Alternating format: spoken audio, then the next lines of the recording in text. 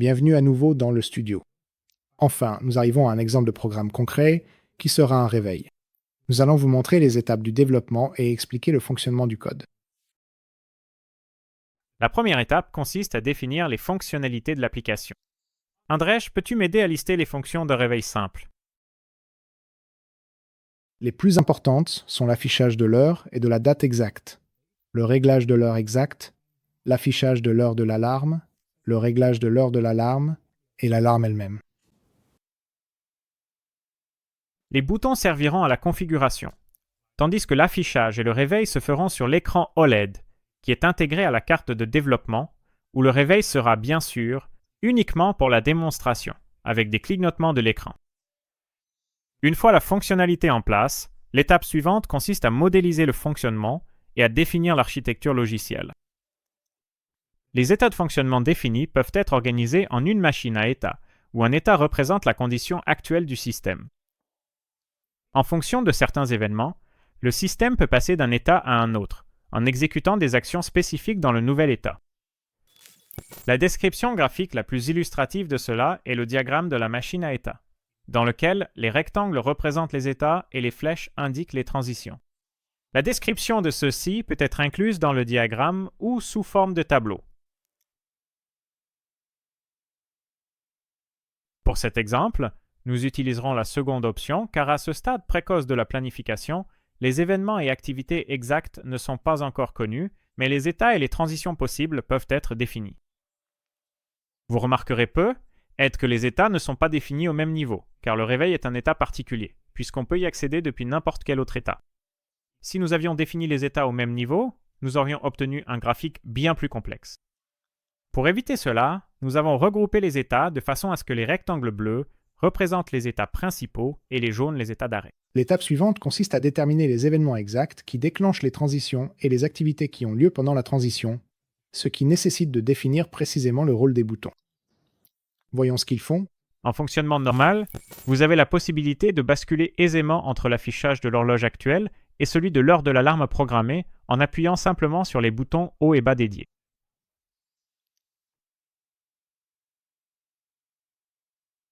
Appuyez sur le bouton Entrée active le mode réglage. Si l'heure et la date sont affichées, le bouton Entrée permet d'accéder au réglage de l'horloge et du calendrier, où vous pouvez utiliser les boutons gauche et droite pour déplacer le curseur. Les boutons haut et bas servent à augmenter ou diminuer la valeur sélectionnée, et le bouton Entrée permet d'arrêter la modification. Vous pouvez également quitter le réveil en appuyant sur le bouton Entrée. C'est à ce moment que la structure devient claire et que nous pouvons compléter le graphe d'état avec une description détaillée des transitions. Voyons les opérations à effectuer lors des transitions d'état. Clarifions maintenant trois concepts. La transition d'état est l'identifiant de la transition. Nous la marquerons avec un T majuscule suivi d'un numéro. La condition est un événement qui déclenche une transition.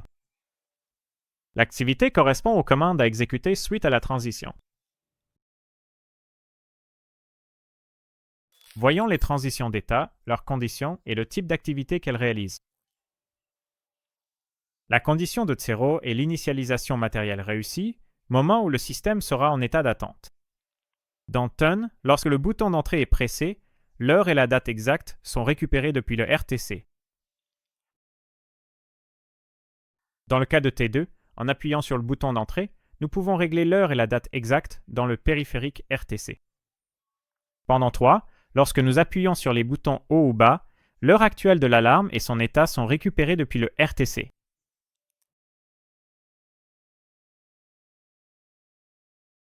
Dans T4, lorsque nous appuyons sur le bouton d'entrée, l'heure actuelle de l'alarme et son état sont demandés au RTC. Dans Sync, en appuyant à nouveau sur le bouton d'entrée, l'heure de l'alarme et l'état dans le périphérique RTC sont définis.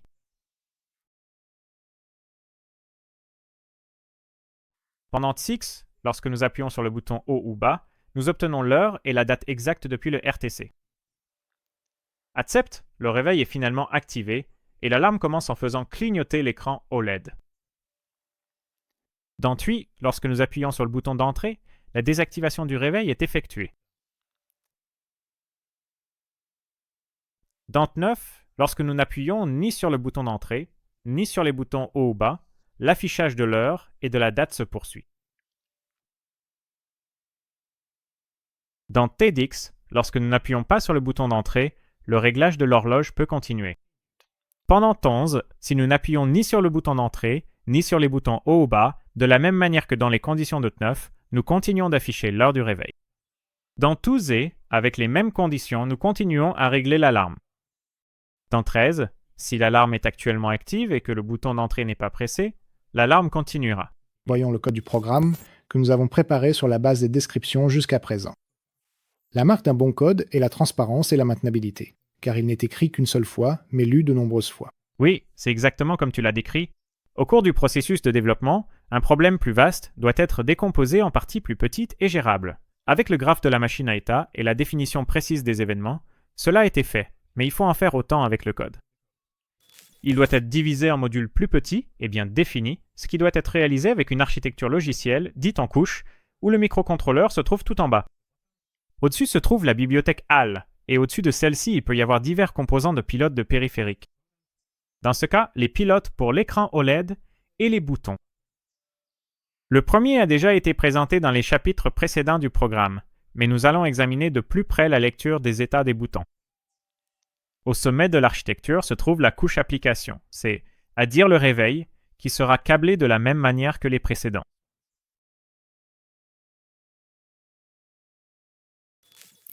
Andraz a déjà téléchargé le programme d'exemple correspondant à ce chapitre.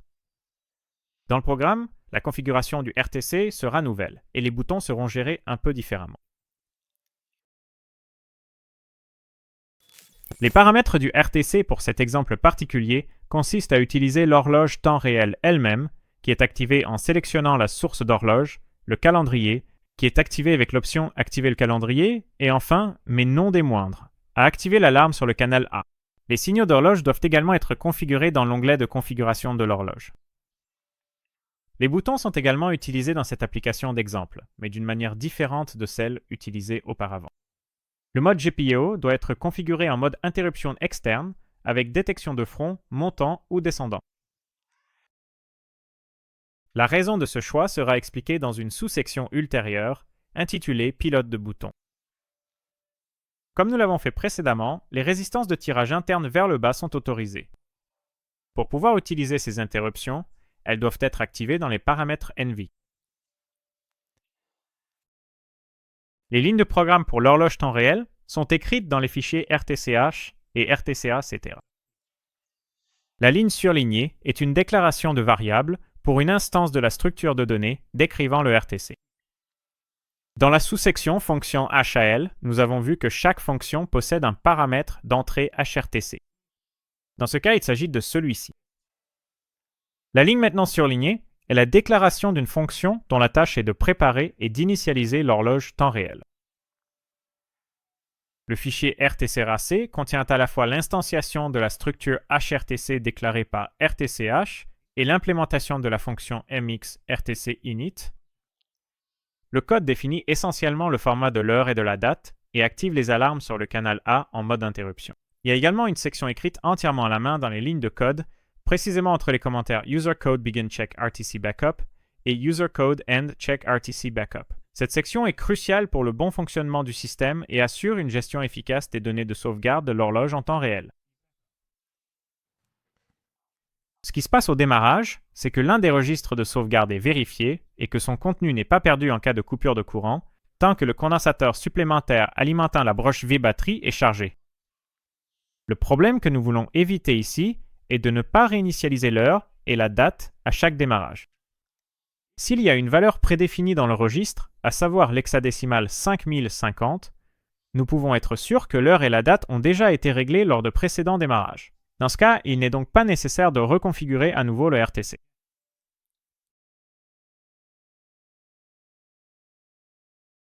Cependant, dans le cas où la valeur est différente de celle mentionnée précédemment, cela signifie que le contenu de la mémoire RTC a été corrompu à cause d'une coupure de courant pendant laquelle le condensateur s'est également déchargé. Il en résulte que le système a oublié l'heure et doit être réinitialisé, et la valeur correspondante doit être écrite dans le registre de sauvegarde. Le fichier contient également deux fonctions auxiliaires. HAL RTC MSP init et HAL RTC MSPD init, dont la première active le périphérique RTC et les interruptions associées à l'alarme, et la seconde s'occupe de la désinitialisation. Le pilote du bouton est responsable de la lecture de l'état des boutons et de leur changement. Dans le fichier button h, nous gérons deux questions. Première question. Quel est l'état actuel du bouton? Il peut être soit enfoncé, soit relâché. Les états sont nommés par l'énumération button state type def et stockés dans la variable state, qui fait partie d'une structure button type def.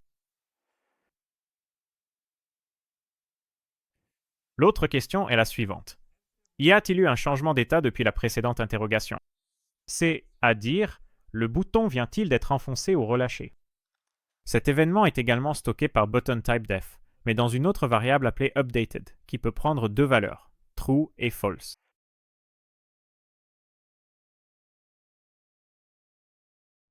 Tous les boutons sont contenus dans la structure buttons type def, qui peut être récupérée à l'aide de la fonction buttons_getStates. Le fichier C des boutons contient l'implémentation de la fonction buttons_getStates publiée par buttons_h, qui se contente de copier la structure de données locale nommée buttons et de type buttons type def dans la structure du même type donné en paramètres et met à jour le drapeau nommé updated qui surveille le changement d'état du bouton. L'état des boutons est surveillé par les interruptions assignées aux boutons et met à jour le contenu de la variable buttons. Malheureusement, les boutons rebondissent et notre carte de développement n'inclut pas de circuit de suppression de rebond matériel. Nous avons déjà été introduits au concept de rebond dans le chapitre 7. Pour répéter, il s'agit du fait qu'une seule pression sur un bouton est perçue par le contrôleur comme plusieurs, car les contacts métalliques à l'intérieur du bouton n'établissent pas le contact une seule fois au moment de l'appui ou du relâchement. Le code inclut également une sorte de suppression de rebond, en faisant en sorte que chaque impulsion génère une interruption, et la fonction de rappel GPIO-EXT, qui s'exécute tout à la fin, enregistrera toujours l'état correct. Les composants de l'application, c'est à dire le réveil, sont contenus dans les fichiers alarme, clochage et alarme, clock. Le fichier alarme, clochage ne contient qu'une seule ligne de code, qui n'est rien d'autre que la publication de la fonction principale du réveil.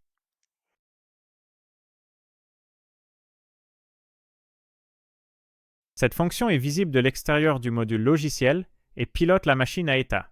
Elle devra donc être appelée périodiquement pour que l'application fonctionne. Le fichier alarme, clock contient l'implémentation de la fonction principale du réveil, ainsi que d'autres fonctions à visibilité limitée au fichier, et inclut également la structure de données. Les états possibles sont définis dans la description des états du réveil. Les états principaux sont nommés par l'énumération main_state_type_def, et les sous-états par l'énumération substate_type_def. Les deux types de données qui sont liés sont combinés par state_type_def, dont une instance existe et s'appelle state. La structure timeObject_type_def décrit les informations affichées à l'écran en spécifiant les coordonnées de départ et le type de données sélectionné. La machine à état dans notre programme est une fonctionnalité importante. Plusieurs fonctions interviennent dans l'implémentation de la machine à état, mais deux d'entre elles jouent un rôle particulier. Ce sont les points d'entrée dits de l'application logicielle, ce qui signifie que ces fonctions peuvent être appelées de l'extérieur. La fonction principale du réveil pilote la machine à état. Celle-ci récupère toujours l'état des boutons ainsi que la date, l'heure et l'heure de l'alarme. Sur la base de ces informations, et en examinant la variable d'état, elle sélectionne le gestionnaire d'état approprié parmi plusieurs fonctions. De plus, si nécessaire, elle met à jour les caractéristiques de l'état.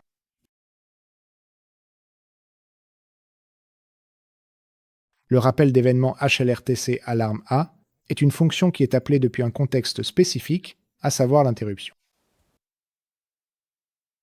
Si l'alarme programmée est sur le point de se déclencher, le contrôle sera transféré ici, quel que soit l'état précédent, et seul l'état principal de l'alarme sera modifié ici, indiquant que l'alarme est en cours. La fonction logicielle qui est spécifiquement conçue pour gérer et contrôler le mode d'affichage de l'heure actuelle et de la date du système s'appelle showDateTime.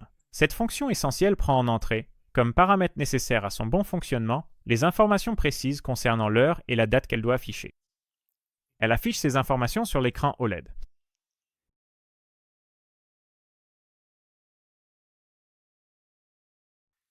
La fonction qui gère l'affichage de l'état de l'alarme s'appelle showAlarmPresetTime et elle prend en paramètre l'heure et l'état de l'alarme programmée. Cette fonction affiche également ces informations sur l'écran OLED. Cet état est géré par la fonction setDateTime. Elle prend en paramètre l'heure et la date actuellement définie ainsi que l'état des boutons. Lorsque cette fonction est appelée pour la première fois dans l'état de réglage de l'heure et de la date, l'heure et la date doivent être enregistrées dans des variables temporaires, DateToSet et TimeToSet. Vous pourriez vous demander pourquoi.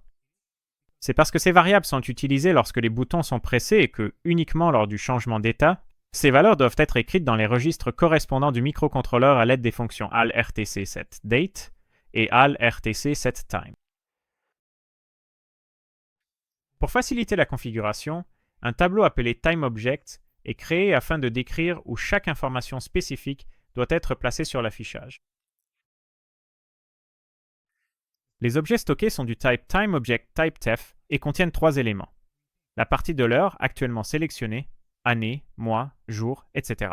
La coordonnée X de départ et la coordonnée Y de départ.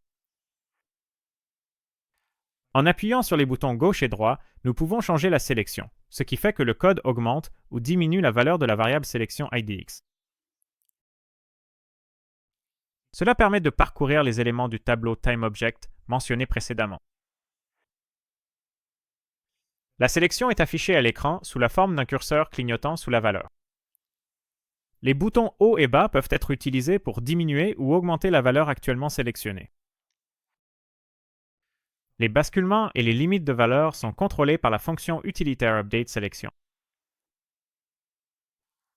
Supposons qu'il s'agisse d'une année bissextile, que le mois défini soit février, que les jours soient actuellement sélectionnés et que la valeur soit 28. Appuyer sur la touche O permettra à la fonction UpdateSelection de régler la valeur à 29, et appuyer de nouveau sur O fera passer la valeur de 29 à 1. Appuyer sur le bouton Entrée quittera l'état de réglage de l'horloge et de la date, en effectuant les actions associées à des deux. L'alarme est réglée par la fonction setAlarm.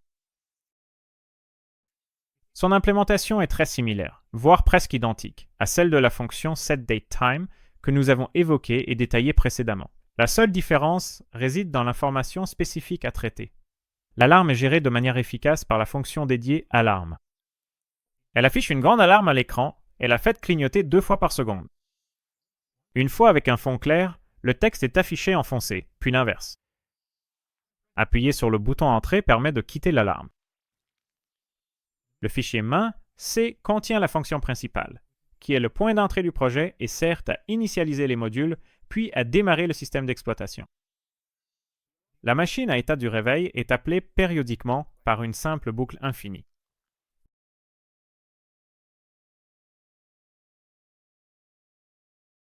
Cette implémentation ne peut être un choix approprié que pour des systèmes simples où il y a peu de tâches à effectuer et aucune contrainte de temps stricte. Pour des tâches plus complexes, l'utilisation d'un système d'exploitation est recommandée et des exemples seront donnés dans les chapitres suivants du programme. Dans cette section, nous avons été introduits au périphérique RTC, d'abord de manière générale, puis spécifiquement pour le STM32F4. Nous avons également découvert les fonctions les plus couramment utilisées dans la bibliothèque AHL, passé en revue les composants matériels liés au RTC sur la carte de développement, et enfin examiner la conception d'un réveil simple en détaillant sa mise en œuvre.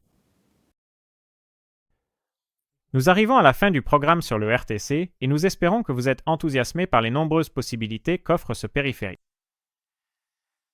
Chez vous, vous pouvez mettre en pratique ce que vous avez appris. Utilisez le RTC dans vos projets électroniques plus complexes, car les connaissances théoriques s'ancreront lors de la pratique. Les utilisateurs expérimentés de Crystal Clear Electronics savent déjà que nous apprenons à utiliser de nouveaux périphériques étape par étape, ce qui nous permettra finalement de concevoir des dispositifs complexes, y compris pour des applications industrielles.